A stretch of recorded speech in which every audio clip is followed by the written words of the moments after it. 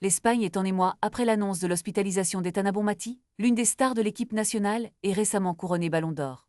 La milieu de terrain du FC Barcelone a été diagnostiquée avec une méningite virale, une nouvelle qui inquiète profondément les supporters et les coéquipières à quelques jours du début de l'Euro. Lors d'un match amical contre le Japon, remporté par l'Espagne sur un score de 3-1, la sélectionneuse Montserrat Tomé a confirmé la mauvaise nouvelle. Alors que la compétition européenne commence jeudi avec un affrontement crucial contre le Portugal, les espoirs de l'équipe reposent en partie sur le rétablissement rapide de Bonmati. La situation semble cependant sous contrôle, selon les médecins, qui rassurent sur l'état de santé de la joueuse.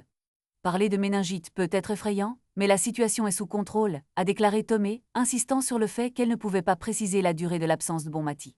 Sur les réseaux sociaux, Etana a partagé une photo d'elle alitée à l'hôpital, prouvant ainsi sa détermination à revenir sur le terrain.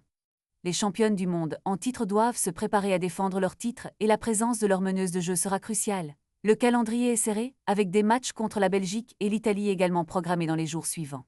Les fans, les coéquipières et toute la nation espèrent une guérison rapide pour Bonmati, alors que le coup d'envoi de l'Euro approche à grands pas. Chaque minute compte, et l'équipe doit se préparer à faire face à des adversaires redoutables sans leur pilier.